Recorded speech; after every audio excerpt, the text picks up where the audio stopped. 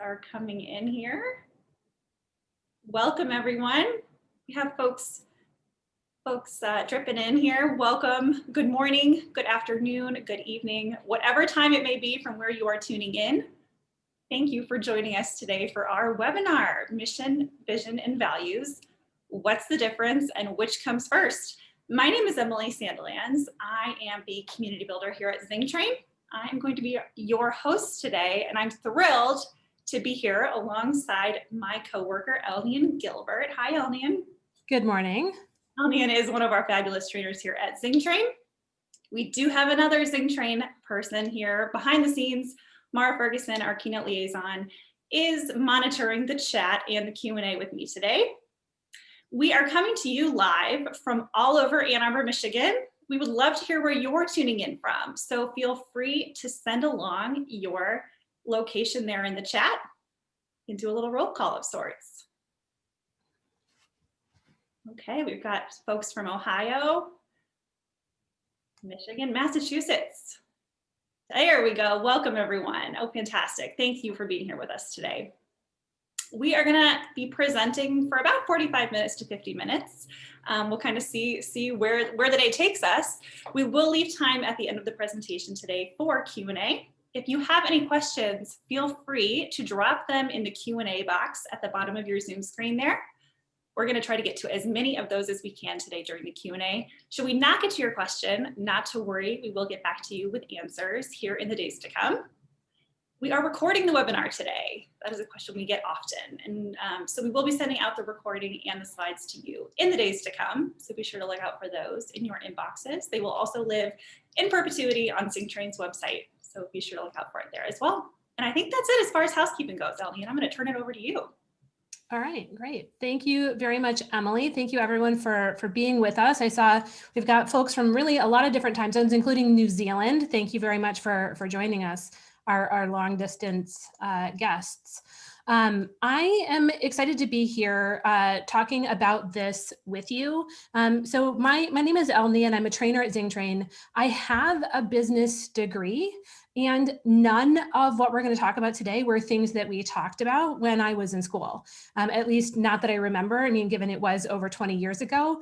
What I'm going to share with you is what I've learned in almost 14 years at Zingermans, and about 10 of them as a trainer. While we do vision work often, every now and then we're asked to work with a client on helping them create their mission or their values. And the question often comes up, what comes first? Spoiler alert, there is no definitive answer for that. But knowing what the three different things are, right? Your mission, your vision, and your values, knowing where you want to prioritize, knowing what they are, can help you determine where you want to start. And you can also start on them simultaneously because they kind of influence and feed off of each other.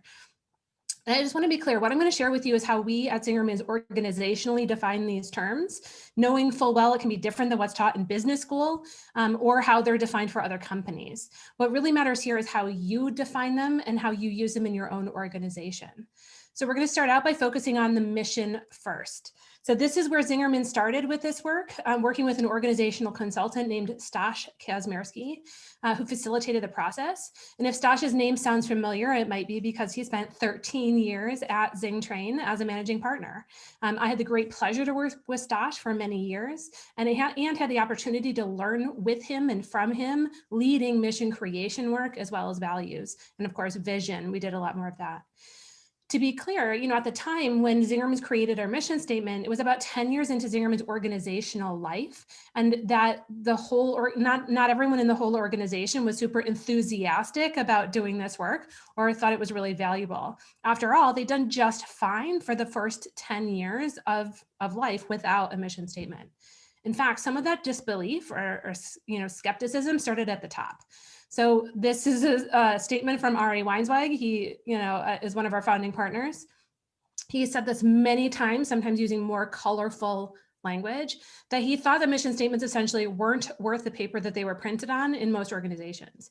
He was a huge skeptic, but at the time, mission statements in 1992, like they were all the vogue.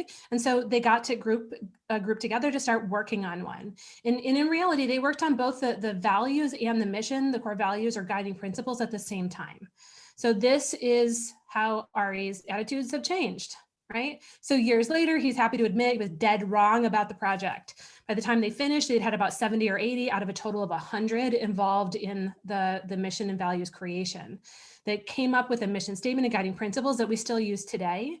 And it wasn't a small project, but the time, money, and energy invested was worth every hour and cent many times over. Right? I think that really speaks highly, especially coming from the skeptic. So we're going to share, I'll share how we define them. I'll share what Zingerman's mission statement is and kind of how that was created. But first, I thought this would be kind of a fun thing to do a quick quiz. So I'm going to ask you to get your chat box ready. I'm going to open up mine here as well so that I can see it all. So the first 5 I'm going to share with you are head scratchers. The next 5 are kind of the standouts that I thought were great. And if you can't identify the brand, which happened when I quizzed my coworkers, I'm going to see if you can figure out the industries. Okay, so I'm only going to give it a couple of seconds for each one. Once I see like a bunch of answers start flooding in, and we'll just see how we do. Ready, steady. All right, let's go. Here's the first one. As soon as you can figure out what you think the brand is or the industry, type it into chat. Okay, GE, Salesforce, software, marketing, kind of all over the place. Ad agency, Apple. Okay, so we got a couple of marketing people. Intel, it's Avery Dennison, right? Did you think of labels as being the product that makes every brand more inspiring and the world more intelligent? I did not either. So here's another one. Okay, so to build the best product, cause no unnecessary harm, use business to inspire and implement solutions to the environmental crisis. Okay, Google, 3M. Okay. Oh, someone knows this. We got a right answer up in there. Yeah, okay, that is Patagonia, right? I mean, I included this one here because like, while I think that may be true, I would not have guessed that this was an outdoor equipment company or an outdoor clothing company, right? It was just not on my radar. So here's another one. So I'm not even gonna read the whole thing. It's a whole mouthful. See if you can figure out what this is, what institution this is. And that was a hint. Okay. Oh, you guys are too good at this. It's all good. Yep, a couple of folks got this one. It is the Museum of Modern Art in New York City, MoMA, right? But what I thought was really interesting about it is at no point did they actually talk about modern art, right? So it's just kind of a very big, broad mission statement. And I don't know anyone that's not trying to live up to the highest professional standards. I don't know any brand that would just put like, we're gonna be okay in their mission statement. All right, 2 more to go. So here's another one. Can you name the brand and or the industry? Okay. Okay, we're getting closer, right? It is shopping, right? So probably retail. Yeah, it's Albertsons, which is a grocery store chain, right? So, I mean, I think the elements of the vision are definitely good, but that's just like, that could be any retail anywhere, right? All right, last one. Let's see if you get this one. This is a very well-known brand. Okay, Suzanne says Netflix, Amazon. All right, Cora, Ellen, Sean, you guys got it. It's Disney, right? That doesn't speak to the kind of the reputation of Disney. Or, you know, what I think of when I think of the brand, it's just kind of a relatively bland mission statement for something that I think is more of a vibrant company. So let's get into the ones that I thought were, so those were the head scratchers, the ones that I was like, I don't understand what you're going for here. Here are the ones that I think are pretty good. So let's see if you can figure these out. To lay down the gauntlet, my coworkers were pretty good at guessing this one. Okay, yeah. That's Warby Parker, 100%, right? They were doing something a little bit differently in the eyewear industry. All right, how about this one?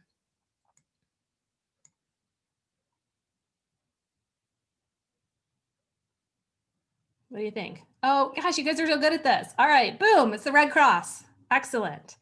All right, next one. Let's see. This one was a bit of a stumper for a couple of my coworkers, but they got really close.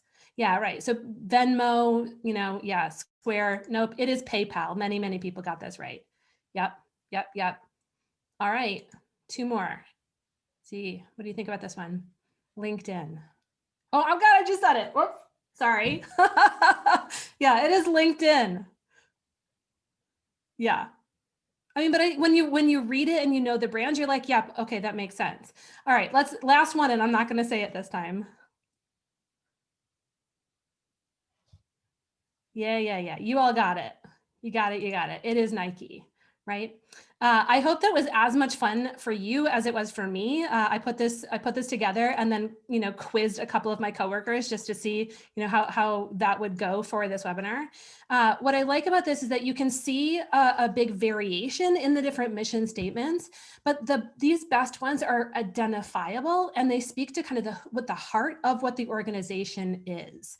So let's dive into how we define a mission statement. And how we define a mission statement, what a great one is, it may differ than what you see, what some of these were. So, at Zingermans, we believe a mission statement is our organizational North Star, right? It helps us stay focused on the big picture. It's true for the life of the organization. And secondly, kind of what the role of a mission statement is, it kind of trumps like all of the different details about job descriptions and what our different roles are. It really helps clarify the true priorities in our work. So every person in every position at Zingerman's lives by this mission statement, which can be really helpful when you're in a tough place. You're not really sure what the right thing is to do. You can ask yourself, is this in alignment with the mission statement? Is this going to help us achieve that mission statement or not? So what is the Zingerman's mission statement, you ask? It's a mouthful, right? It's that we share the Zingerman's experience, selling food that makes you happy, giving service that makes you smile, in passionate pursuit of our mission, showing love and care in all of our actions to enrich as many lives as we possibly can. I can actually quote this verbatim because I used to say it out loud when I started teaching my first internal class, The Art of Giving Great Service. We do include this mission statement in the workbooks or the course materials for pretty much every single internal class we teach.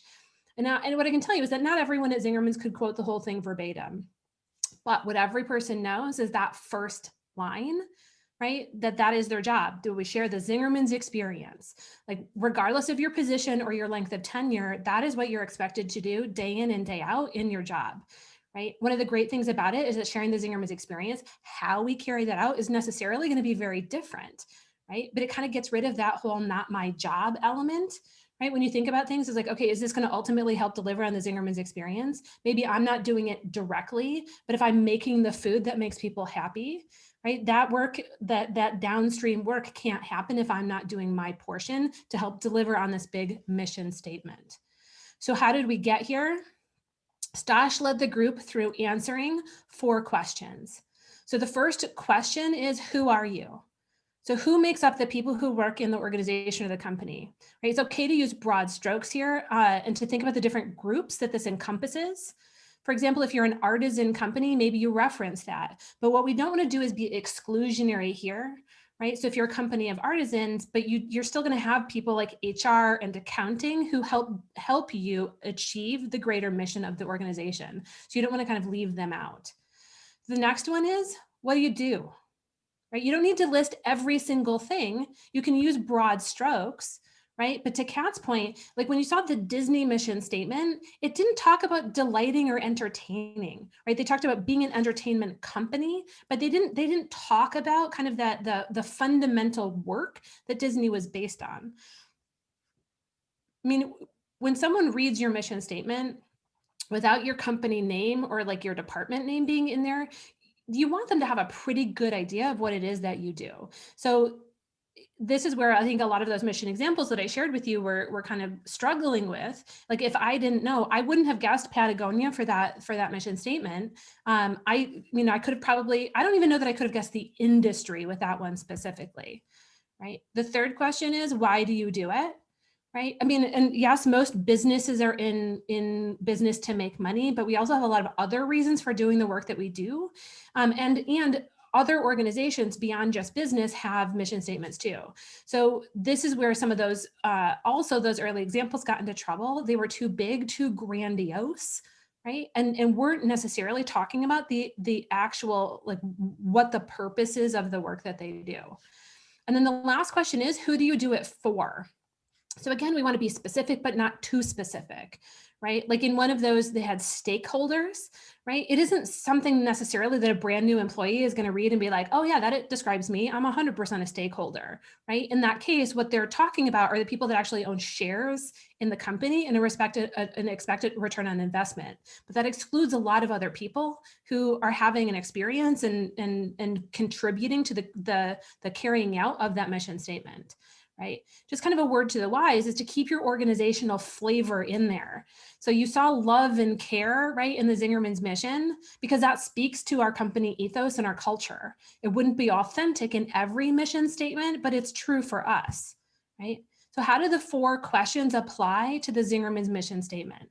Well, I've diagrammed it out, right? So who we are, it's us Zingermans as an organization. It's the people who work here. It's new and old, the bread baker, right? The bread seller, the dishwasher, right? The accountant. It's every single person who makes up the Zingermans organization, right? That we want this mission statement to be true for us all.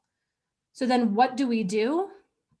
Well, this was actually a bit more of a challenging one when it was created, right? So Paul suggested that we deliver an exceptional and unique experience, which then became the Zingerman's experience, right? Which is, we talk about that being our main differentiator, right? Other people make really great food. Other people deliver excellent customer service. But the thing that really makes Zingerman's unique is kind of the all-encompassing Zingerman's experience.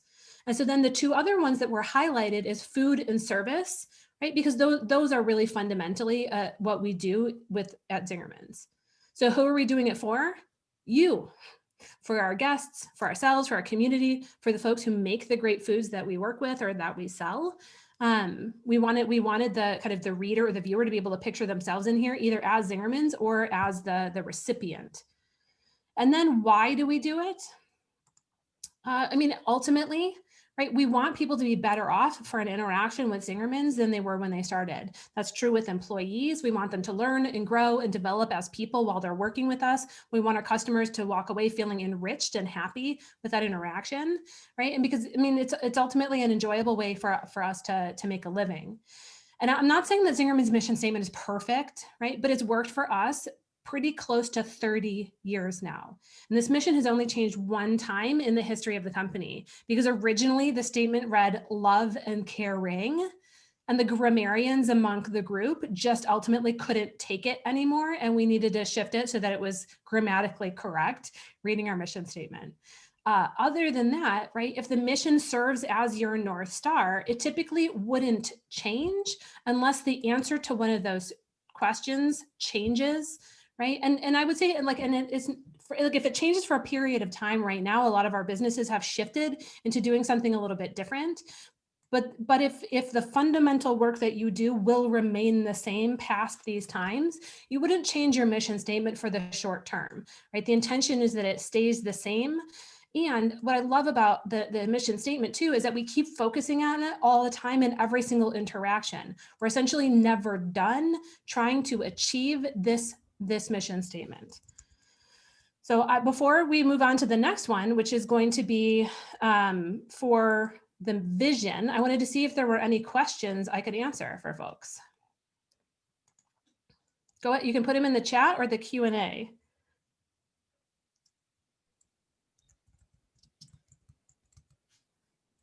Questions about a mission statement. I'm hopping back on in case we have any, but so far we have great chat going, but Okay. questions. Excellent. Feel free to send those along as we go. How is a mission statement different from a purpose statement?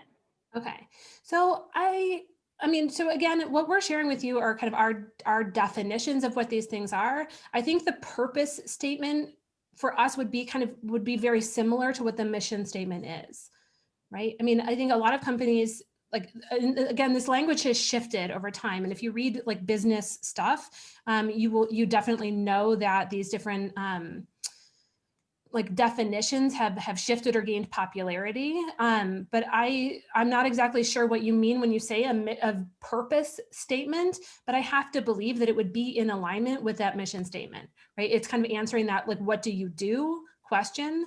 So I hope that answers that question. And then the question about who all do you involve in creating it? That's a great question. We default to being as inclusive as possible, right? I mean, being clear on who the final decision maker is, right? That's really helpful. But if we get a group of people together in the room, when we've done this work before with organizations, we want as much of a cross section as possible. I remember doing this work with a glass manufacturing company here in Southeast Michigan. And they had a really good mix of people, including someone who operated the blast furnace, right? Because when they think about, well, what do we do? They're focused on the creation of windows and doors and the actual technical work, which is different than what the salesperson focuses on, than the CEO, than the accountant. So I think what they ended up coming up with, they each answered those 4 questions and then shared their answers with each other. And there was a lot of negotiating and horse trading going on to kind of figure that piece out. But the more inclusive we can be, as Zingerman's was when we created this mission statement, right? Remember, it was 70 to 80 people out of 100. We get kind of a more well-rounded and kind of accurate mission statement, I believe, for the company. And again, I want to be clear, it's not to say that the mission can't change, right? It's just thinking about it's if it's the North Star, right? And it's still true for the organization, then we wouldn't necessarily change it. Right. And I see, Suzanne, your question about how long did it take for Zingermans to create it? I believe weeks and months, right? Because there was some additional idea creation. Then we went away and kind of sat with it for a bit and revisited it and then kind of like negotiated on that. So, I mean, and there's no right answer to that. It could take a couple of sessions to get something you feel really good with, or you might need more negotiation. Yeah, Amy also asks what the process was for involving the people in vision writing process. Yeah, so essentially what we did is we broke people up into different groups that were kind of cross-functional, and we each asked them each to answer one of the questions, right? So we had multiple groups answering the first question, which is, who are we, right? So lots of people coming up with that. And then, so each group kind of came up with an answer to that was essentially a sentence. So as we, had people reporting out, when we've done this work, I wasn't a part of the Zingermans organization when we did this work originally, but I've worked with Stosh and I'm sure they use the same process. So we had different groups coming up with, like, there were maybe 3 different groups that all had the answer to who are we. So then the whole larger group discussed, and was there one that we all agreed with? Was there one that we felt comfortable moving forward with? And we went through each line like that.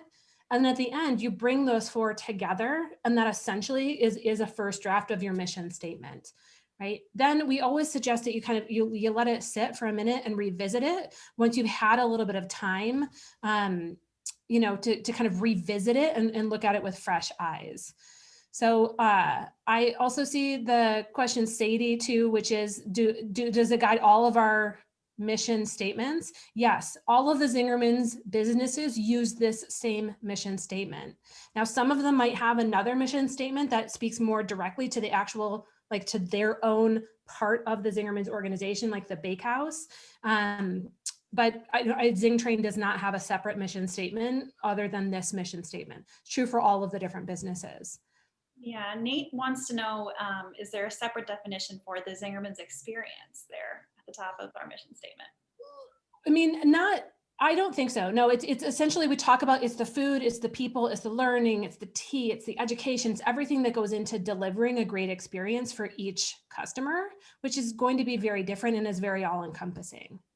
So I want to get to the next, because I think I saw a question about the vision statement, which is a really excellent segue. Thank you for calling that out, Mara. Which is, I'm not going to spend as much time here because we've got a lot of resources on visioning. It's something we teach on all the time. We've got a workshop coming up in a couple of weeks, and we'll share some resources in the follow-up as well for this and for the mission statement. So how do we define mission and vision are very different. And this is where there's a big difference than how a lot of other organizations or how like business schools define what a vision is. So for us, if the mission is the North Star, the vision lays out what it's going to look like when we're succeeding on our mission at one particular point in time. So this is the formal definition, right? It's a picture of what success looks like at a particular point in time in the future, described with enough richness of detail that we'll know when we've arrived. Right? So this is not a statement. This is not a sentence or a paragraph. This is like a prose. So Zingerman's has the 2020 vision, which I'll talk a little bit more about in just a moment. It's 7 pages long. It really lays out like what's the kind of work we're doing? How are we interacting with each other? What does it look like to be a part of the organization at that time? And the vision is time bound. So if the mission is true for the life of the organization, right, the vision has an end time because we want it to be more tangible for people and we want it to be accomplishable, right? So, and for the purposes of this conversation, when we're talking about the mission, vision, and values, here we're talking about a long-term organizational vision. So we do write visions for just about everything at Zingerman's, of course, but this is that big picture, company-wide or organization-wide. What is it gonna look like when we're rocking it? Right. And I'm going to be clear, this is written in prose with a lot of different examples, right? So people can really picture it. In fact, we want people who's considering joining the company to read it and be like, yes, I want to help make that happen, right? We want them to get excited and jazzed up from reading the vision. And of course, also if they start feeling like, ooh, no way, I don't want to have to work that hard. That's a really good thing for us to know like right now so that they can make that choice not to join the organization. So I want to share an example of a vision with you. I've chose one that is from a collaboration for the Virginia food system. So this is a multi-page vision. There's a lot that's in it. It's very long, but I wanted to share just a quick section of it. I'm sorry, I'm trying to find the section I want to read. The vision itself was created, led by the extension services in the state of Virginia. And they got a lot of different people together to create this vision. A lot of different ideas. So farmers, really kind of putting it all together. So I'm just going to read one small section of a vision, and you can see kind of how different it is than what we were talking about as a mission. Okay. So we arrive at the 10th annual community potluck meal of the local farmers cooperative that was formed in 2017. Good friends from the Chesapeake Bay and the Eastern Shore of Virginia will join in. Our friends are valued companions and our guides on our annual educational canoe trips to the Bay. We're here to celebrate farmers and communities that are not just surviving, they are thriving. Our colleagues from the Bay regale how oyster farms and blue crabs in the estuaries are growing and continuing to clean the water and reinforce mutually regenerative and beneficial cycle of upstream and downstream care in the restoration of land and water resources. These farmers and water people are open, accepting, widely diverse, and are generally healthy. They eat and sell healthy food, and their everyday conversation reveals their focus on both healthy food, soils, and waterways, preserving their land and water resources for future generations. They're seen as salt of the earth people, valued and trusted by their communities, who in turn trust and contribute to their communities. Right, so that's just one small section. It's one small paragraph from a document that is 10 pages long, single spaced. Right. But I think I get chills when I read that out loud because I think it really speaks to this kind of bigger picture of what they're trying to create in the Virginia food system. So I think that to me is the vision was written, as you might have guessed, in 2017 for 2027, because it really lays out like here's what we're going for. So when we think about what makes up an effective vision, it has 4 elements. The first one is that we want the vision to be inspiring. Right? We want people to want to help us accomplish it, right? We don't want it to be pie in the sky, right? It's not a fantasy that we're creating, but we want other people to feel excited and jazzed up when they read this vision. That being said, we also want the vision to be strategically sound, right? It's we don't want it to be too strategically sound, right? Because then there's no growth and that's not particularly inspiring for people. We often use the analogy of a rubber band, right? If you can picture the rubber band between my hands, we want there to be some tension there, but we want it to be so much stretch that the rubber band might snap. And we don't want it to be so close together that the rubber band might just fall to my elbows, right? So I think of these as two sides of the same coin. We want it to be exciting and inspiring and like aspirational. And at the same time, we want to keep it boots on the ground so that we can actually accomplish it. That being said, right, especially when you're writing a first vision, we want to err on the side of being more inspiring, because people will, especially with a first draft, because people are pretty good at bringing you back down to ground and helping you make it more strategically sound, whereas it's hard to add the inspiring after the fact. We also want a vision to be documented, right? So if that one that I just shared with you, I mean, it's a Microsoft Word document that I have that they shared with us and gave us permission to use. But it also means that they can go back to it, they can reference it, they can hold themselves accountable. Right? Are these choices that we're making helping us achieve this vision, or is it something that is maybe moving in a different direction? And I think the documented goes hand in hand with the next point too, which is communicated. Right? If it's not documented, it makes it a lot harder to communicate it. That's when it starts to become like a game of telephone, where you tell one person this really great idea, this vision of what you want to accomplish, and then you talk to someone else another day, and it's a little bit different. That makes the end result, right, of that vision a moving target, which is hard for other people to get on board with. And to be clear, when we talk about a vision, what it is not a mission statement, right? Two different roles. So the mission is true for the life of the organization. The North Star is what I'm going to try and deliver in every single interaction that I have with any person. The mission or the vision is essentially kind of that picture of how we're delivering on that mission statement. A vision is also not a strategic plan, right? Strategic plans are created as a result of writing a vision. So we can pull out different elements. If this is where we want to be in 15 years, what do we need to work on in the next 2 to 3 years to position us to be able to hit that goal in 15 years? Right. So that our strategic plans always start with a vision. At Zingermans, we do annual planning every year, which is our version of strategic planning. And we start by looking at our long-term vision, right? If we said we wanted to do this, like what do we need to start working on in the shorter term to be able to do it? Because if we don't do that work, then the vision becomes kind of like a thing you put in a drawer and you don't reference again, and it may or may not actually happen.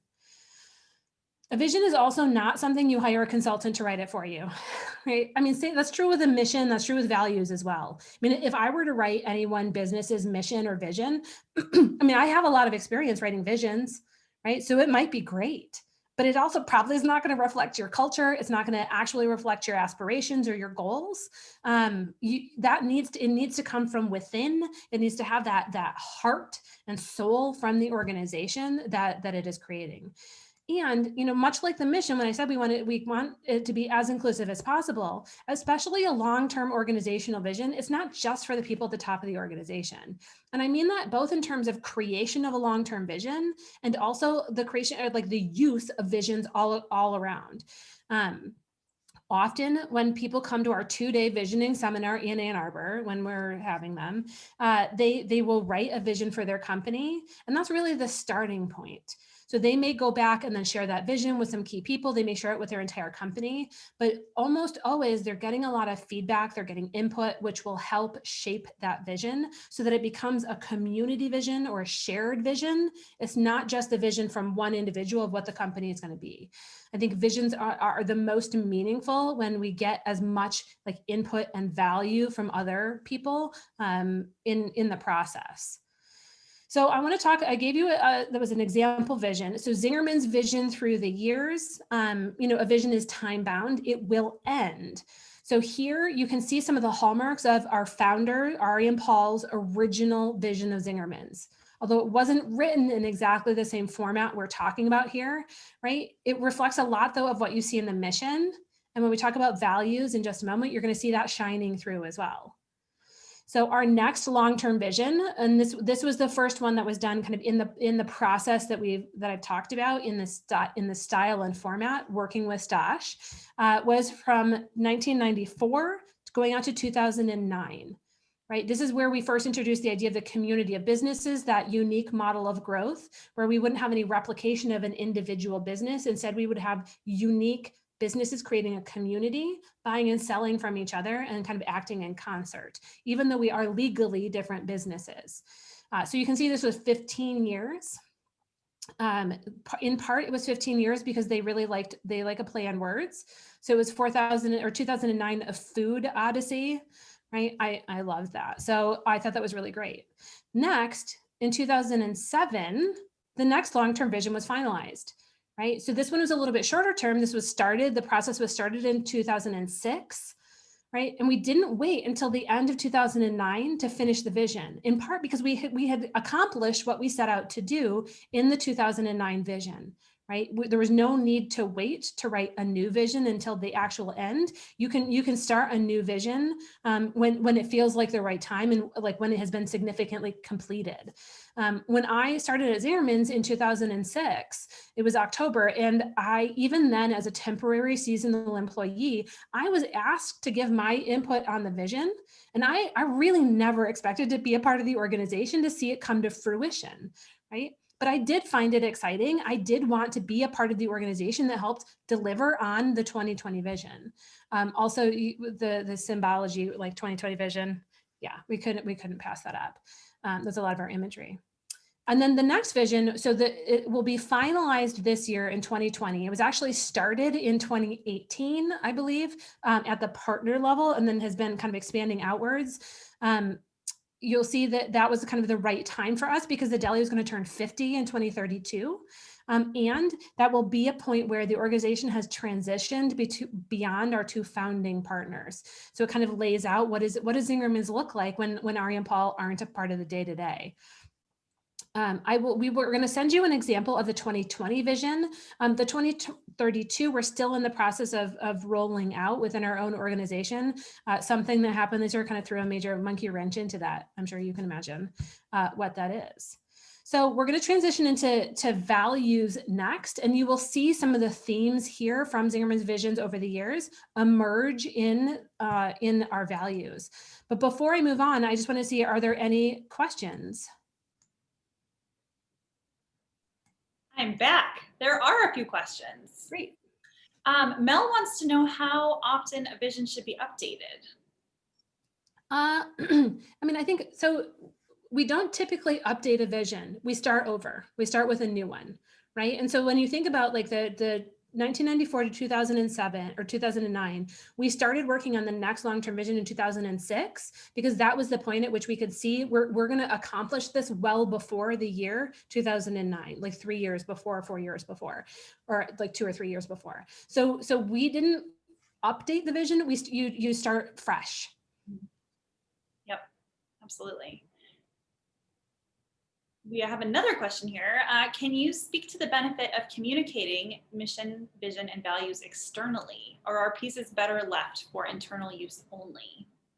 Yeah, I mean, so Zingermans is in a unique position with this because we teach so much of what we do. So things that would normally be just for us, which are frankly our mission, vision, and we have guiding principles, but they're the same as values. They would not be typically things that we would share with other people, right? They are for us guiding the company. It's not an external facing thing. I mean, that being said, people are really curious about it because we teach visioning, because we help organizations create their values or their vision. We do share ours. I'm going to talk about the values next, kind of an abbreviated version of Zingerman's values, just kind of the names of them. But we're going to share with you in the resources kind of the long and involved version that is more detailed and more specific. But I mean, I don't think there's a problem with sharing any of the information externally, but I think it for sure needs to be taught and talked about internally first, because that's really who it's for. It's not for the customers. Like I mean, when you think about like Nike, right? That mission statement, I hadn't seen that before I started doing research for this. What I know is their catchphrase, right? Just do it. So that's kind of like the catchphrase, what do we call it? You really can't taste the difference. Slogan? No, I mean slogan, primary message, sorry. That's Zingerman's primary message. That is external, right? The mission is really much more for us. Yeah. Yeah, Sadie had a Tagline. Yeah, all those words that I could not come up with. tagline. Yeah, this is great. Thank you, everyone, for your help here. Sadie had a question about how can you make the idea of continuing on the same path inspiring to your team? Do you have any insight? I think it's when you show past success, right? It's the and I mean again allowing for innovation. It's not like Zingerman's going for that same mission statement. You can see clearly we've innovated and grown over the years.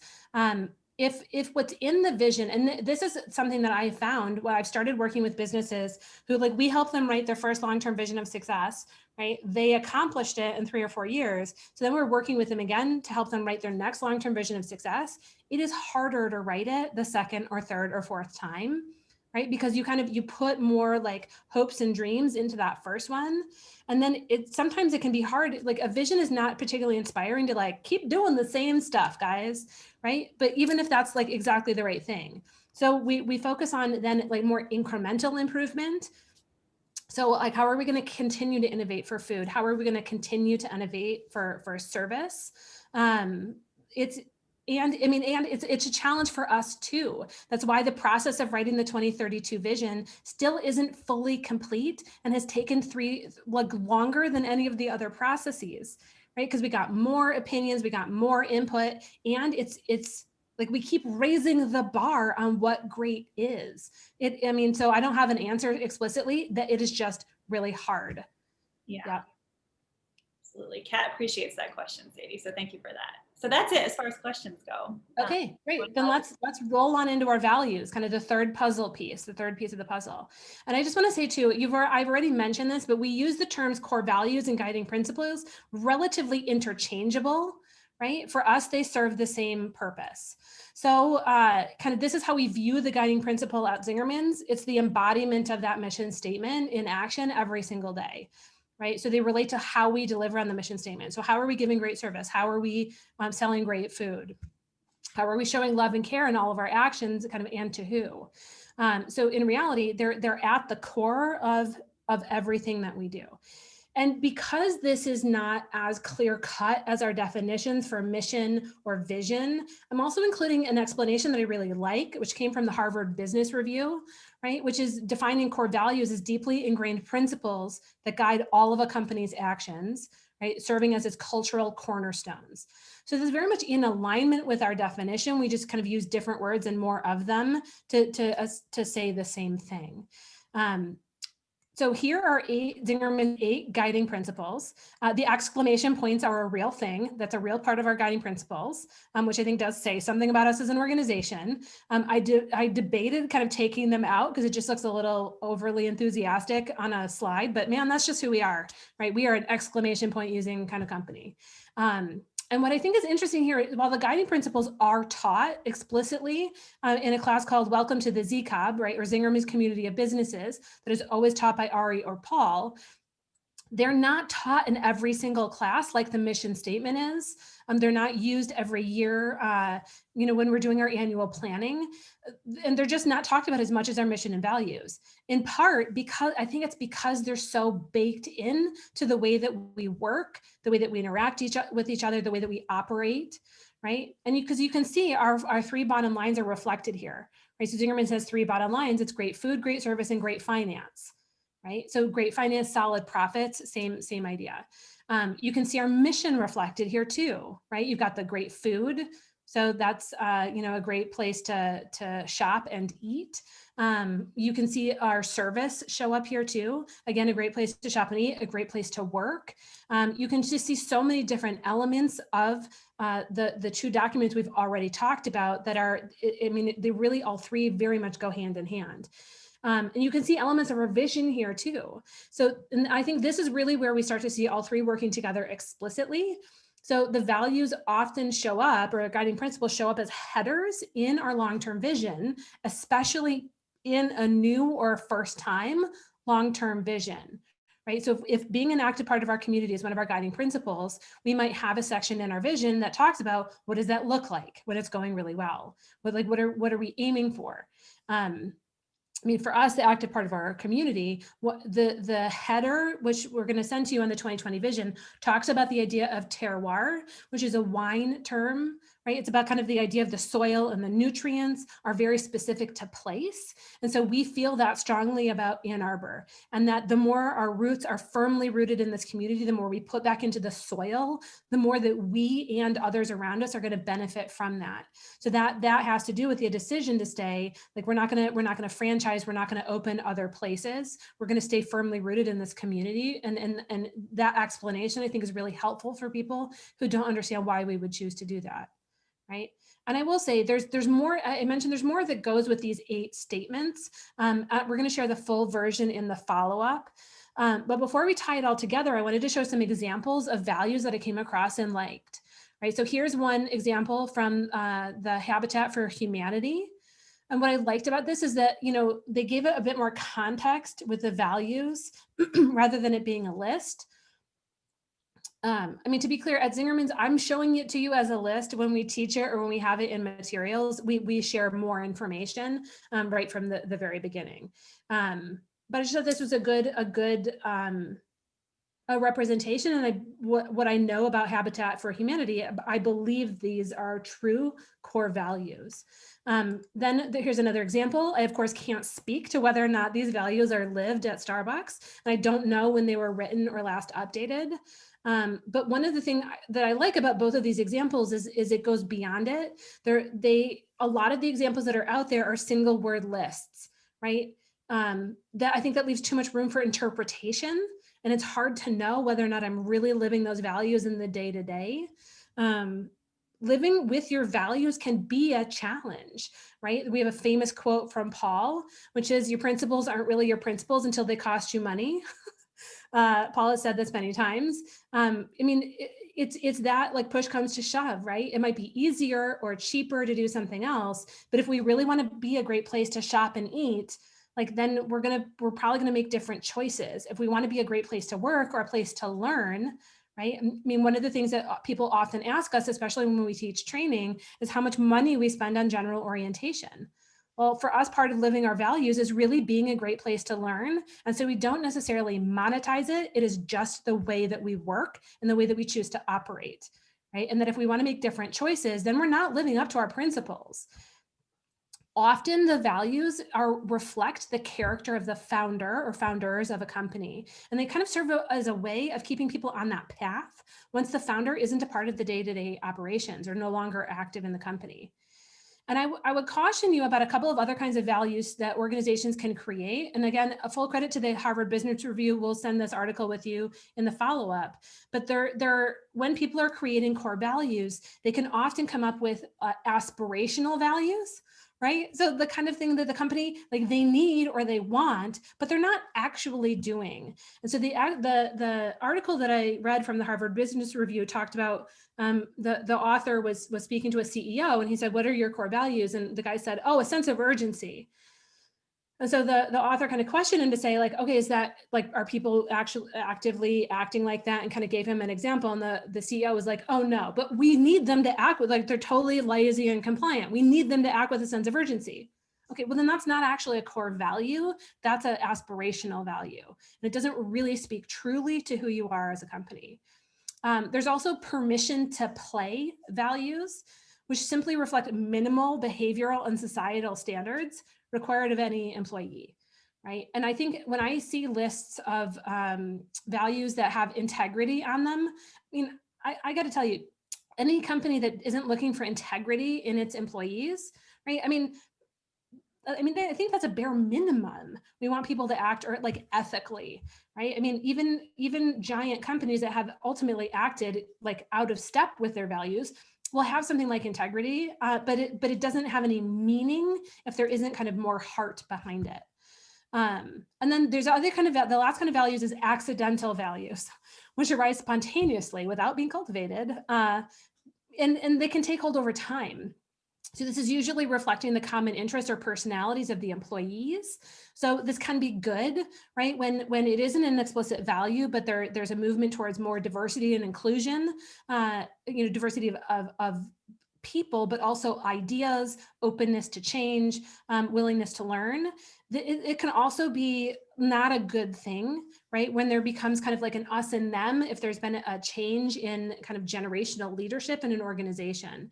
So you can have kind of some of those accidental values take place that aren't really serving the organization. So doing that review of the values to determine, are these really our values, or what do people think the values are? So when we do this work with an organization, we'll have individuals come up with lists of what they think their values are, and they need to be able to kind of speak to them. Like, what is an example of that? What does it look like when that value is being lived? In order to kind of come together on what the values are. What it can be very eye-opening for the leader is what different people think are the values and what they prioritize, that they may not be in alignment with what the leader or founder thinks that they are. I mean, remember, the core values are those cultural cornerstones. They're deeply ingrained principles that guide a company's action. So where to start? I hate to tell you this, but there's no right place. If you have a mission, right, then it might be to work on your values and your vision. If you have a mission and values, I mean, then it's vision, right? It's the missing piece of that puzzle. But if you have this happens pretty often, if you have a vision, but not a mission, like, you can use some of the key elements from your vision to help you in crafting the mission statement, right? And if you have a mission but don't like it or don't feel like it currently fits, you're not alone. A lot of people can feel like that, or the mission that was written, maybe generations ago just doesn't feel accurate or up to date. So then answer those 4 questions. Get together with a group of people from your organization and see what you come up with, right? It might be something really different. And if you have none of these, right, I recommend starting with the mission, then values, then vision, right? Because if you're creating the mission as the North Star, then that's going to guide the creation of the others. Like, what are the values we want to see inhabited, we want to see lived in order to deliver on that mission statement? What is our vision of that mission being lived out in the day-to-day?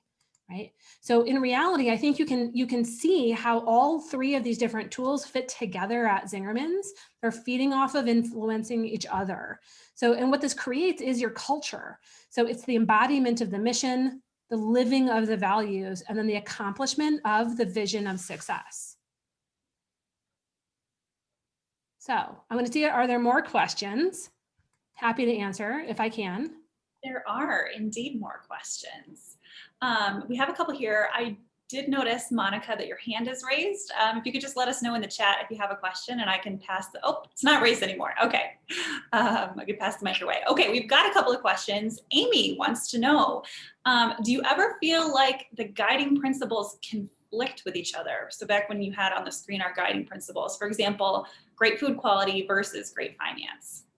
I mean, yes, they can. So I think I'm going to go back to that slide. I think that this is part of, I mean, because I mentioned, right, that 3 of these are also our bottom lines: great food, great service, and great finance. When we teach something called the business perspective chart, which is kind of a graphical representation of the way that we choose to do business. Remind me, Emily will include this in the follow-up as well. We explicitly teach our staff that those 3 are, I mean, conflict is not exactly the right word, but those 3 are in relationship to each other. And so I think that's actually really helpful for us to teach our teams that. So, like, there are going to be times that you want to give someone really great service, and you know that it's going to end up costing the business money. And we're an open book business, so people know, like, where the money goes. They understand the importance of being profitable and what the benefits of that are. And we also are very explicit that if it comes between the 2 of those, we're going to err on the side of great service and great food. But it is a balancing act between all 3 all the time.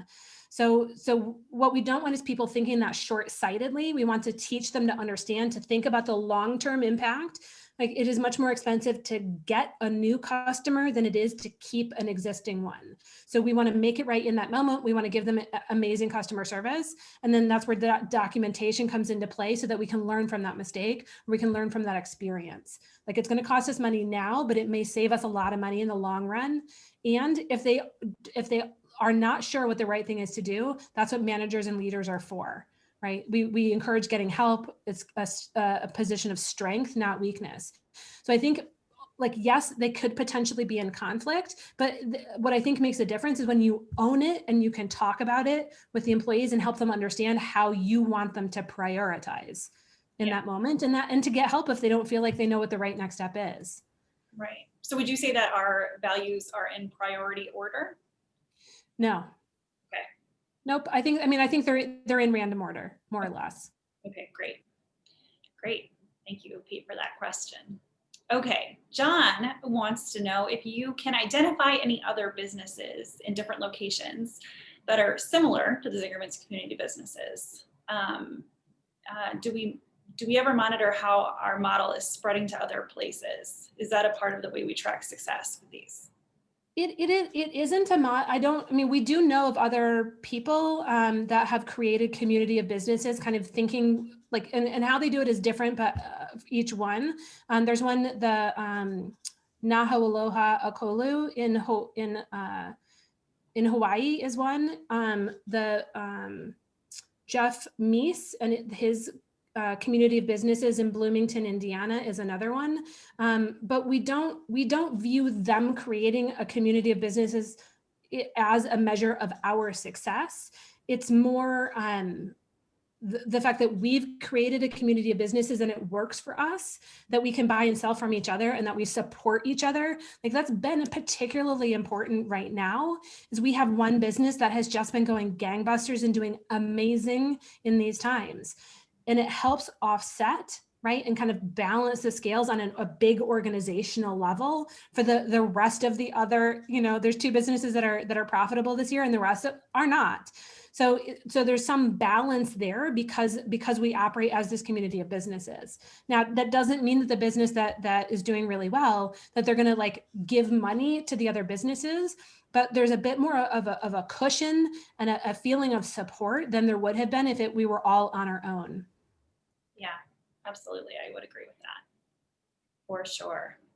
Amy wants to know, which I think this is a really great question. What do you recommend if the owner of the organization intends to sell the business eventually? Is that something that should be openly shared in this work, or do you just focus on the day-to-day until that happens? I mean, I think being honest about it, I mean, that would certainly be something I would expect to show up in a vision, right?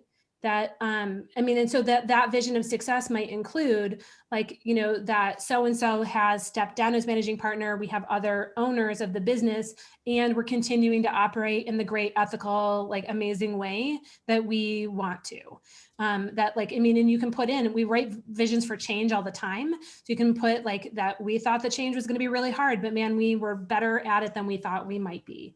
So I mean, I think being open and honest about it, ideally, and we've seen this when other companies have merged, right? Sometimes the business that existed before, they are expected to kind of give up their mission statement and live by the new mission statement, which can be hard. And ideally, the purchasing organization is going to facilitate that, kind of like getting on board, sharing their values, teaching other people about the company and the way that they choose to operate. And sometimes the purchase company is allowed to operate kind of as a unique little bubble, in which case having a mission statement and would be really fantastic. So I don't think it precludes the work, but I think being honest about it when writing the vision will help minimize some of the stress that can come up with that too. Absolutely. All right, I'm just looking at the clock here. I want to be mindful of everyone's time. We have 2 more minutes. I imagine time for one more question here. If you have to hop off, thank you for joining us. You will be getting the recording and all of the great resources Ellian has mentioned here in the next day or two. But to finish off our Q&A, Susanna wants to know, when, in relation to the mission, vision, and values, do you recommend creating or reviewing or updating the strategic plan? Well, I think, I mean, so the strategic plan, you would want to wait until you have all three. Like, if you are going to update them or change them, like, I would not do a strategic plan until that work is finished, or not, at least not finished, but like well on its way. I mean, specifically because I think the strategic plan, like having the vision, is what helps us prioritize what we're going to work on. So definitely, if you want to focus on strategic planning, I mean, we've worked with clients about like, a company that had been working on a strategic plan for about 9 months and could not come to agreement among the partners on it. We helped them. One of the partners brought us in to help them create their vision. Once they wrote that vision, they finished the strategic plan within a couple of weeks, because now they had that end goal and the alignment in order to figure out what they needed to work on. Yeah, that's great. Thank you for that. Thank you everyone for questions. I see we have a couple that are coming in. We will be sure to get back with you with answers here in the days to come, but thank you. Elnian, thank you for this presentation. My pleasure. Thank you everyone for the dialogue, for the questions. It was a really, really fun task for me and Mara, I know, to see all of the great discussion. We will be sending out the recording and the slides here in the days to come. So be sure to look out for those in your inboxes. If you have any questions, feel free to reach out to us at zingtrain@zingermans.com. We'd be happy to continue the conversation. We hope you have a great rest of your day. All right. Thanks, everybody.